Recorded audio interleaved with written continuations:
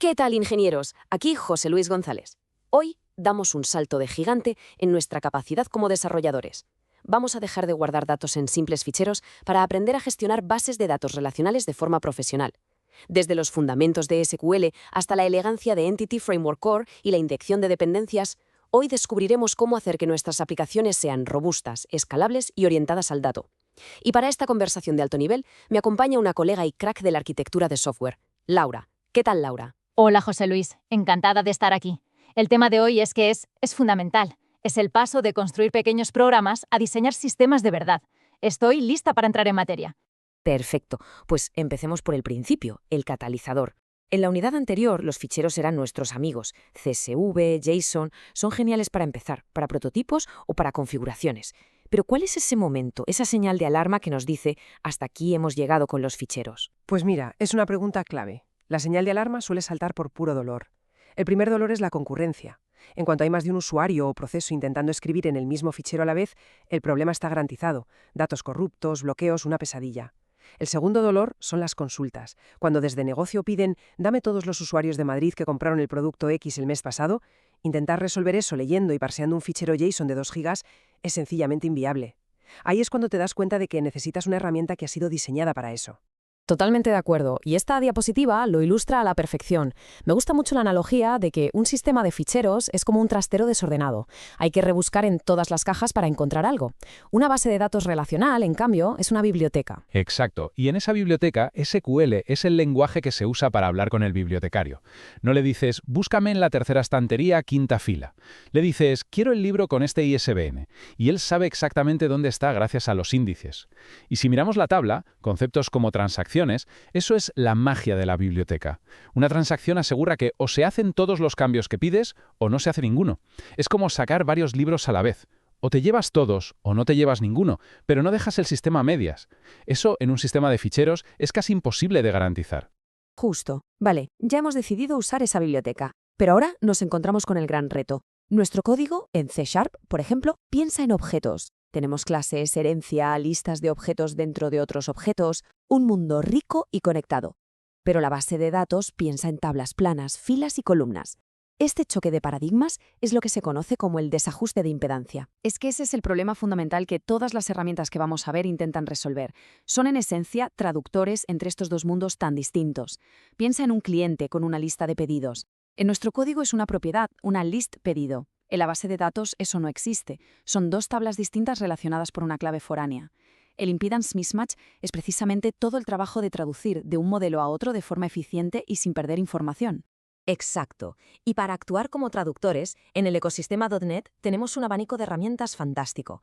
Es importante entender que no se trata de buscar la bala de plata, la mejor herramienta para todo, sino de conocer las opciones y elegir la estrategia correcta para cada problema. Totalmente. Es como tener una caja de herramientas. No se usa un martillo para todo. A veces se necesita una llave inglesa de precisión. Vamos a ver las 3 herramientas principales que todo desarrollador .NET debería conocer. Esta pirámide de abstracción es la forma perfecta de visualizarlo. En la base tenemos ADO.NET. Esto es el metal puro. Es hablar casi directamente con el protocolo de la base de datos. Se escribe el SQL a mano, se abren conexiones, se crean comandos, se leen los resultados campo a campo. Y no nos engañemos, se sufre bastante. Recuerdo mis inicios con ADO.NET. El control es absoluto, lo cual es bueno para el rendimiento, pero la cantidad de código repetitivo, el famoso boilerplate, es enorme.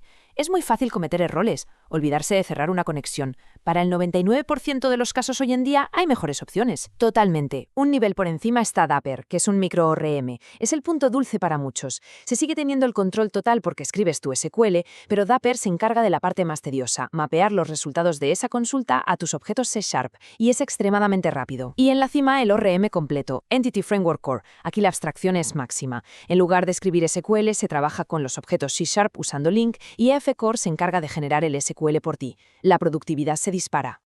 Entonces, ¿cuándo usamos cada uno? Esta tabla lo resume muy bien. Si se necesita el máximo rendimiento y un control quirúrgico sobre una consulta muy compleja, Dapper es un candidato fantástico. No es casualidad que lo creara el equipo de Stack Overflow. Pero si se está construyendo una aplicación de negocio estándar, un CRUD donde la velocidad de desarrollo es clave, Entity Framework Core es el rey. Te permite montar un sistema de acceso a datos funcional en horas, no en días. Y su rendimiento ha mejorado tantísimo que para la mayoría de aplicaciones la diferencia con Dapper es inapreciable. El punto crucial es ese, es un trade-off, un equilibrio. ¿Qué se valora más en este proyecto o en esta parte concreta de la aplicación? ¿Productividad o control absoluto? No hay una respuesta universalmente correcta. Exacto, y eso nos lleva al siguiente nivel de la conversación. Ya hemos elegido una herramienta, digamos, F-Core. El peligro ahora es acoplar toda nuestra lógica de negocio directamente a F-Core. ¿Qué pasa si dentro de 2 años descubrimos un cuello de botella y necesitamos reescribir una parte crítica con Dapper para mejorar el rendimiento? Si lo hemos hecho mal, significa reescribir la mitad de la aplicación. Y aquí es donde dejamos de ser programadores y empezamos a ser arquitectos de software. Necesitamos un plano que nos dé flexibilidad, que nos permita adaptarnos al cambio sin que sea un trauma. Y la pieza central de ese plano es, sin duda, el patrón repositorio. La analogía del bibliotecario que usabas antes, José Luis, es perfecta. Mi lógica de negocio no sabe ni le importa cómo está organizada la biblioteca. Solo habla con el bibliotecario a través de un contrato, que es una interfaz. Le dice, dame este cliente o guarda este pedido. Exacto. La interfaz del repositorio, la iRepository, es ese contrato. Define las operaciones que se pueden hacer como getById, add, update. Y luego, creamos las implementaciones. Podemos tener un EF-Core Repository que usa Entity Framework por debajo y un Dapper Repository que usa Dapper. Nuestra lógica de negocios solo conoce la interfaz, el contrato.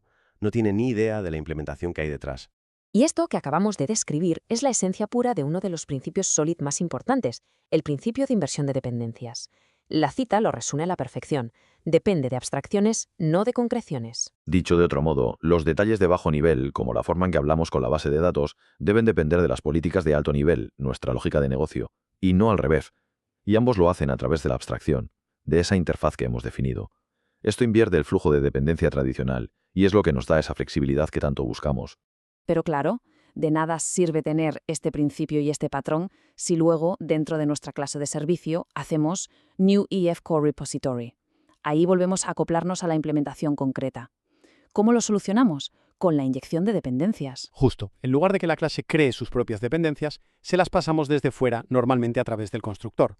Un contenedor de inyección de dependencias se encarga de configurar qué implementación concreta corresponde a cada interfaz. Y aquí está la magia. Queremos cambiar de EF Core a Dapper, no se toca ni una línea de la lógica de negocio.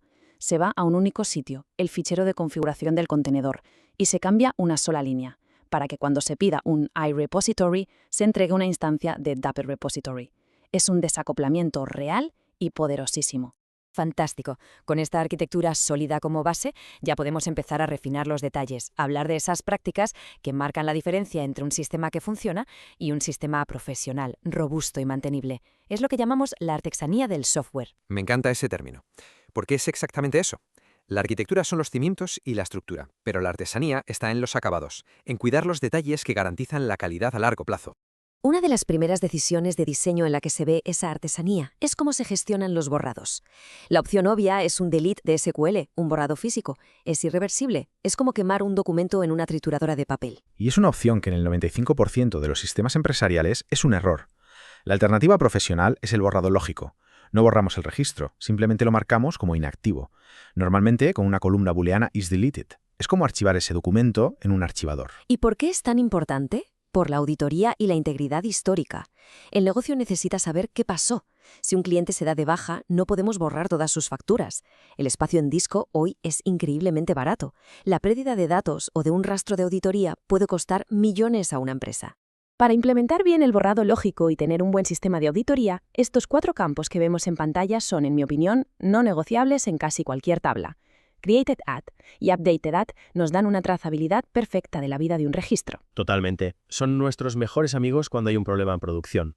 Poder ver cuándo se creó un registro y cuándo fue la última vez que se tocó nos da un contexto vital para depurar. Y la pareja isDeleted y Deleted at implementan el borrado lógico de forma limpia. Se pueden filtrar fácilmente los registros activos y, si es necesario, saber cuándo se borró uno. Hablemos ahora de la red de seguridad. La gestión de errores. El enfoque tradicional en muchos lenguajes, incluido C#, es usar excepciones. Pero las excepciones tienen un problema. Semánticamente deberían ser para casos, excepcionales. Un fallo de red, la base de datos caída. Exacto. El problema es que hemos abusado de ellas para controlar el flujo del programa en casos que no son excepcionales, sino que son resultados esperados de una operación. Por ejemplo, un usuario intenta registrarse con un email que ya existe. Eso no es una excepción, es un resultado predecible de la lógica de negocio. Lanzar una excepción ahí es costoso en rendimiento y sobre todo ensucia el código con bloques cry-catch por todas partes. Y esa es la pregunta que lo cambia todo. ¿Y si adoptamos un paradigma en el que los errores de negocio no rompen el flujo, sino que son un tipo de resultado más que la función puede devolver? Es un cambio de mentalidad potentísimo. En lugar de que una función explote, simplemente te devuelve un objeto que te dice la operación fue exitosa y aquí tienes el resultado. O la operación falló por esta razón. Y este cambio de mentalidad tiene un nombre y una metáfora visual genial. Railway Oriented Programming. Hay que imaginarse una vía de tren con dos carriles paralelos. La vía del éxito y la vía del error. Me encanta esta metáfora. Cada operación en la lógica de negocio es una estación. Si la operación tiene éxito, el tren, o sea, los datos, continúa por la vía del éxito hacia la siguiente estación. Pero si en una estación algo falla, el tren se desvía a la vía de error. A partir de ese momento, el tren sigue por la vía de error, saltándose todas las estaciones siguientes y llevando consigo el mensaje de error original hasta el final del trayecto. El resultado es un código mucho más limpio, declarativo y robusto. Se acaba el anidamiento de if y de try-catch. Se crea una pipeline de operaciones y el sistema gestiona el flujo de éxito o error de forma muy elegante.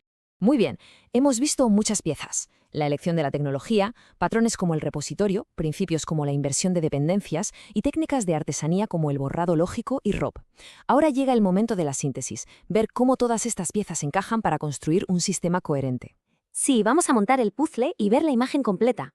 Vamos a seguir el ciclo de vida de una petición típica. Por ejemplo, crear un nuevo usuario. El primer paso es la validación. Los datos de entrada pasan por nuestra vía de tren de ORP. ¿Es el email válido? ¿La contraseña cumple los requisitos? Si algo falla, el flujo se desvía a la vía de error y devolvemos un resultado de fallo inmediatamente. Si la validación es correcta, el tren sigue por la vía del éxito y llega a la capa de servicio, que contiene la lógica de negocio. El servicio necesita guardar el usuario, pero no sabe cómo. Simplemente llama un método add en su dependencia, que es la interfaz iUserRepository. Y aquí es donde entra en juego la inyección de dependencias. El contenedor de DI le ha inyectado al servicio la implementación concreta que hayamos configurado. Por ejemplo, EF-Core User Repository, sin que el servicio se entere de nada. Finalmente, esa implementación concreta del repositorio es la que habla con la base de datos, usando EF-Core para traducir el objeto usuario a una sentencia SQL insert. Es un flujo limpio, totalmente desacoplado y además muy fácil de testear en cada una de sus capas.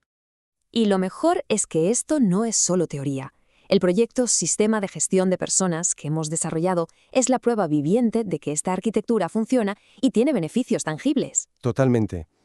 En este proyecto tenemos dos implementaciones del repositorio, una con EF-Core y otra con Dapper. Y el experimento es brutal. Podemos cambiar de una a otra modificando literalmente una sola línea en el fichero de configuración appsettings.json. El resto de la aplicación, toda la lógica de negocio, sigue funcionando exactamente igual, completamente ajena al cambio. Esa es la recompensa final de un buen diseño. La flexibilidad, la capacidad de evolucionar y adaptarte sin tener que reescribirlo todo. Y con esa idea cerramos. Dejo esta pregunta en el aire para que cada uno reflexione sobre sus propios proyectos. El cambio es la única constante en nuestro sector. Mañana puede ser un requisito de rendimiento, pasado mañana una migración de base de datos o la necesidad de añadir una caché. ¿Está nuestra arquitectura preparada para afrontar ese próximo cambio sin desmoronarse? Con los principios y patrones que hemos discutido hoy, la respuesta puede y debe ser un rotundo sí. Laura, un placer como siempre. El placer ha sido mío, José Luis. Si te ha gustado, like y suscripción para codificar un montón. Nos vemos en el próximo Deploy.